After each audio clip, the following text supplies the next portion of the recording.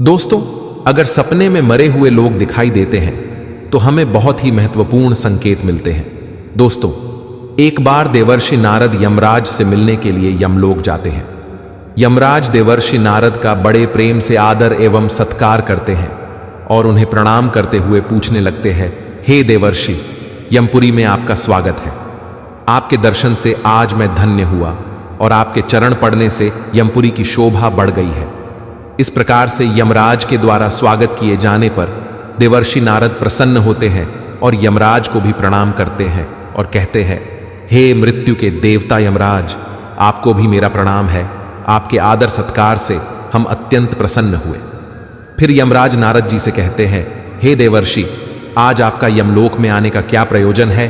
अवश्य ही कोई महत्वपूर्ण कार्य अथवा कोई महत्वपूर्ण समाचार लेकर आप आए होंगे, या फिर हमसे कोई भूल तो नहीं हुई है?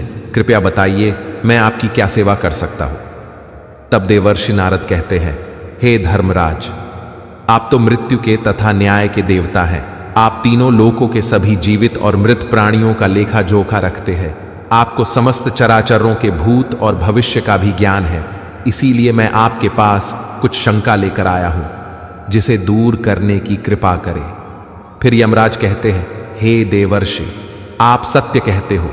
हम तीनों लोकों में निवास करने वाले सभी जीवित और मृत प्राणियों का लेखा जोखा अवश्य रखते हैं, किंतु आपके मन की बात जानना हमारे बस का नहीं है। आप तो तीनों लोकों की खबर रखते हैं। आप भगवान विष्णु के सबसे प्रिय भक्त हैं। आप समस्त शास्त्रों का भी ज्ञान रखते हैं, किंतु अगर आप मुझसे कुछ जानना चाहते हैं तो मैं अवश्य ही आपकी सहायता करूंगा। हे देवर्षि, आपकी जो भी शंका और प्रश्न है आप निसंकोच पूछ सकते हैं। मैं अपने सामर्थ्य के अनुसार उनका जवाब देने का प्रयास अवश्य ही करूंगा। देवर्षि नारद कहते हैं, हे यमराज, मैं पृथ्वी लोक का भ्रमण करके आया हूं। मैंने पिशाच, प्रेत, कूष्मांड, वेताल, चुदधैल, पिशाचिनी आदि प्रकार की कई विचित्र चीजें देखी हैं जो जंगल में निवास करती है। इसके साथ ही मैंने देखा है ये सभी दुष्ट शक्तियां मनुष्यों को परेशान करती है, उन्हें दुख देती है। इसका क्या कारण है? ये सभी बुरी शक्तियां मनुष्यों को क्यों परेशान करती है? तथा मेरे मन में अन्य एक प्रश्न है कि मनुष्य कई बार सपने में अपने पूर्वजों को देखता है, तो इसका क्या अर्थ होता है? सपने में मरे हुए लोग दिखाई देने का क्या मतलब है? इससे मनुष्य को कौन से संकेत मिलते हैं? मैं समस्त मनुष्य जाति के कल्याण के लिए इन प्रश्नों के उत्तर जानने के लिए ही आपके पास आया हूं। नारद जी के प्रश्न सुनकर यमराज कहते हैं, हे देवर्षि, आपने समस्त मानव जाति के कल्याण के लिए उचित ही प्रश्न किए हैं। मैं आपको इन सभी प्रश्नों के उत्तर अवश्य देता हूं, किंतु उससे पहले मैं आपको एक अत्यंत पवित्र कथा सुनाता हूं। इस कथा में आपको सभी प्रश्नों के उत्तर मिल जाएंगे। आप इस कथा को ध्यान से अवश्य सुने। जो भी मनुष्य इस कथा का श्रवण करता है, मैं उसके 32 अपराध माफ करता हूं। तब नारद जी कहते हैं, हे धर्मराज, आप मुझे वह महान कथा सुनाइए, मैं इसे ध्यान से सुनूंगा। तो दोस्तों, फिर यमराज देवर्षि नारद को यह महान कथा सुनाते हैं। एक समय की बात है, मध्य देश में एक अत्यंत शोभायमान नगरी थी, जहां पर एक सेठ अपने 5 भाइयों के साथ निवास करता था। सेठ और उसके सभी भाइयों का विवाह हो चुका था और सभी बड़े प्रेम के साथ एक दूसरे के साथ रहते थे। सेठ के पास किसी चीज की कोई कमी नहीं थी। वह और उसके भाई बहुत मेहनती थे और मिलजुल कर व्यापार और खेती करते थे। पूरे नगर में सेठ के जितना कोई धनवान नहीं था। ये सारी संपत्ति सेठ को उसके पूर्वजों से ही प्राप्त हुई थी। सेठ के पूर्वज महादानी और दयावान थे। वे सभी दान धर्म तथा अनेक प्रकार के यज्ञ, हवन आदि धार्मिक कार्य किया करते थे, किंतु सेठ कंजूस स्वभाव का था और उसके अंदर पूर्वजों के लक्षण नहीं थे। सेठ ना दान धर्म करता और ना ही यज्ञ तथा हवन आदि कार्य करता था। सेठ ने धन तो बहुत इकट्ठा किया था, किंतु उसने कभी अपने धन का सदुपयोग नहीं किया। उसने कभी किसी को फूटी कौड़ी भी दान में नहीं दी और ना ही उसने कभी दूसरों को भोजन कराया। सेठ के पूर्वज तो मंदिरों में भंडारा दिया करते थे, गरीबों को वस्त्र तथा अन्न का दान किया करते थे, लेकिन सेठ ने अपने पूर्वजों का कभी अनुसरण नहीं किया। वह हमेशा ही धन कमाने में और धन का संचय करने में लगा रहता था, जिससे उसके पास बहुत सारी धन संपत्ति तो हो गई, लेकिन उसके पूर्वज उससे बहुत दुखी और नाराज हो गए। सेठ के पूर्वजों को अपने पुत्र का व्यवहार ठीक नहीं लगता था, इसी कारण से वे पितृलोक में भी दुखी ही रहा करते थे। धन कमाने के लालच में सेठ इतना उन्मत्त हो गया कि वह अपने पूर्वजों को भी भूल गया और उसने अपने पूर्वजों का श्राद्ध तथा तर्पण आदि कार्य करना भी बंद कर दिया, जिससे उसके पूर्वजों की आत्मा की तृप्ति नहीं होती थी। वे अपने पुत्र के ऐसे व्यवहार से दुखी रहने लगे। फिर एक दिन उस सेठ के पूर्वज चर्चा करते हैं और उससे मिलने के लिए जाने के विषय में सोचते हैं। फिर सभी पितृगण यमराज के पास जाते हैं और उनसे प्रार्थना करने लगते हैं।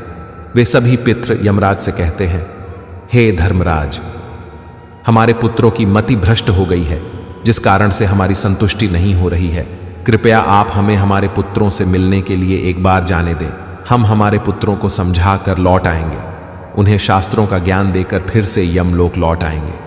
तब यमराज ने उन्हें आज्ञा देते हुए कहा, हे महात्माओं, तुम अपने पुत्र को मिलने के लिए तो नहीं जा सकते, किंतु तुम अपने पुत्र को स्वप्न के माध्यम से संकेत अवश्य दे सकते हो। फिर वे सभी पितृ इस बात पर सहमत हो जाते हैं और एक एक करके अपने सभी पुत्रों के सपनों में जाकर उन्हें दर्शन देते हैं। सबसे पहले वे अपने बड़े पुत्र के अर्थात उस सेठ के सपने में उसे दर्शन देते हैं और उसे संकेत देते हैं, किंतु उनका बड़ा पुत्र उनके संकेतों को समझ नहीं पाता है। दूसरे दिन जागने पर वह उस सपने को भूल जाता है और अपने पितरों के द्वारा दिए गए संकेतों को भी नजरअंदाज कर देता है। फिर सभी पितृगण अन्य पुत्रों के सपनों में जाकर भी उन्हें दर्शन देने लगते हैं तथा उन्हें अनेक प्रकार के संकेत भी देते हैं, लेकिन उनके बाकी पुत्र भी उन संकेतों को दुर्लक्ष्य कर देते हैं। कोई भी अपने पूर्वजों के द्वारा बताए हुए संकेतों को समझ नहीं पाता है, जिससे सभी पितृगण अत्यंत दुखी और नाराज हो जाते हैं। सेठ और उसके भाई धन कमाने के लालच में पूरी तरह अंधे हो चुके थे। उन्हें पूर्वजों के द्वारा प्राप्त दिव्य संकेतों का महत्व कुछ भी नहीं लगता था, किंतु पितरों के स्वप्न में दर्शन देने के कुछ ही दिनों के बाद उस सेठ को व्यापार में नुकसान उठाना पड़ता है। उसे व्यापार में बहुत ज्यादा घाटा होने लगता है, जिससे उसकी सारी धन संपत्ति नष्ट हो जाती है। सभी भाइयों में वाद विवाद और लड़ाई झगड़े होने लगते हैं। पूर्वजों द्वारा जमा की हुई सारी जमीन जायदाद को वे बेच डालते हैं और पूरी तरह से बर्बाद हो जाते हैं। सभी भाई एक दूसरे से अलग हो जाते हैं और अपना अपना पेट पालने में लग जाते हैं। उधर स्वर्गलोक में पितरों को अपने पुत्रों की ऐसी दुर्गति देखकर बहुत पीड़ा होने लगती है। सभी पितृगण अत्यंत दुखी और उदास हो जाते हैं। फिर से वे सभी यमराज के पास जाते हैं और कहने लगते हैं, हे धर्मराज, हमसे हमारे पुत्रों की ऐसी दुर्गति नहीं देखी जाती है। हमारे द्वारा किए गए सभी पुण्य कर्मों को हमारे पुत्रों ने नष्ट कर डाला है। कृपया आप कुछ ऐसा उपाय करें जिससे हमारे पुत्रों को उनकी भूल का पता चल जाए। फिर यमराज उन पितरों से कहते हैं, हे महात्माओं, तुम्हारी इस व्यथा को मैं समझता हूं, मैं तुम्हारी अवश्य ही सहायता करूंगा। फिर दोस्तों, यमराज एक साधु का रूप धारण करके पृथ्वी पर आते हैं और उन पितरों के पुत्रों को मिलने के लिए जाते हैं। सबसे पहले वे उस सेठ के घर पर जाते हैं तो वह सेठ अत्यंत बीमार पड़ा हुआ होता है। सेठ की पत्नी साधु का स्वागत करती है और दान करने लगती है तो वह साधु कहता है, हे पुत्री, तुम्हारे घर में पितृ दोष है, उसी कारण से तुम्हारे पति की यह दशा हुई है। तुम्हारे पति के कर्मों के कारण उसके पूर्वज रुष्ट हुए हैं। साधु की बात सुनकर सेठ पूछने लगता है, हे साधु, मैंने ऐसा कौन सा पाप किया है जो मेरा सब कुछ बर्बाद हो गया? मेरे भाई भी मुझे छोड़कर चले गए और मैं बीमार पड़ गया। तब वह साधु कहता है, हे पुत्र, तुमने अपने पूर्वजों को नाराज किया है। तुम्हारे पूर्वजों ने जो संपत्ति और पुण्य अर्जित किया था उसे तुमने और तुम्हारे भाइयों ने नष्ट कर दिया। इसी कारण से तुम्हारी यह दुर्गति हुई है। तुम्हारे पूर्वजों ने सपने में आकर तुम्हें कई महत्वपूर्ण संकेत दिए थे, किंतु तुमने उन संकेतों को दुर्लक्ष्य कर दिया और अपने पूर्वजों को अपमानित किया है। यही कारण है कि तुम्हारा सारा वैभव नष्ट हो चुका है। इस प्रकार से उस साधु के द्वारा बताने पर उस सेठ को सब कुछ पता चल जाता है। उसे याद आता है कि उसके सपने में उसके पूर्वजों ने उसे दर्शन दिए थे। वह सेठ उस साधु से कहता है, हे साधु महात्मा, आप सत्य कह रहे हैं। हमारे पूर्वजों ने हमें सपने में दर्शन अवश्य दिए थे, किंतु हम उनके द्वारा दिए गए संकेतों को समझ नहीं पाए। कृपया आप मुझे सपने में पूर्वजों को देखने पर क्या संकेत मिलते हैं, इस बारे में बताइए। फिर वह साधु कहते हैं, हे पुत्र, अब तुम ध्यान से सुनो। मैं तुम्हें सपने में पूर्वज दिखाई देने पर मिलने वाले संकेतों के बारे में बताता हूं। यमराज कहते हैं, हे पुत्र, यदि पितरों का उद्धार नहीं होता है तो वे प्रेत योनि में ही मृत्यु लोक पर भटक रहे होते हैं। वे भूख प्यास से व्याकुल होकर अपने परिवारजनों के घर में प्रवेश करते हैं। यदि सपने में घोड़ा, हाथी, बैल अथवा मनुष्य का विकृत रूप दिखाई पड़े तो समझ जाना चाहिए कि पितृगण अपने पुत्रों के व्यवहार से अत्यंत दुखी है। जो मनुष्य पशु पक्षियों को अन्न का दान नहीं करता है तो उसके पितृ अत्यंत दुखी होकर पशुओं का रूप धारण करके सपने में दर्शन देते हैं। यदि कोई ऐसा सपना आता है जिसमें कोई पशु अथवा जानवर मनुष्य की वाणी में बोलता हुआ दिखाई दे अथवा कुत्ता, बैल, गाय आदि प्राणी मनुष्य की तरह बातें करते हुए दिखाई पड़ते हैं तो इसका यह अर्थ होता है कि मनुष्य के पितृ उससे अत्यंत रुष्ट है। ऐसे मनुष्य को भविष्य में भयंकर अपमान का सामना करना पड़ सकता है। ऐसे मनुष्य के जीवन में क्लेश होता है। उसके भाई बंधु पशुओं की भांति युद्ध करने लगते हैं। यमराज कहते हैं, यदि सपने में मृत परिजन कुछ मांगते हुए दिखाई देते हैं तो इस स्वप्न को मनुष्य को कभी दुर्लक्ष्य नहीं करना चाहिए। इस सपने का यह अर्थ है कि उस मनुष्य के पूर्वज असंतुष्ट है, उनकी पितृलोक में तृप्ति नहीं हो रही है।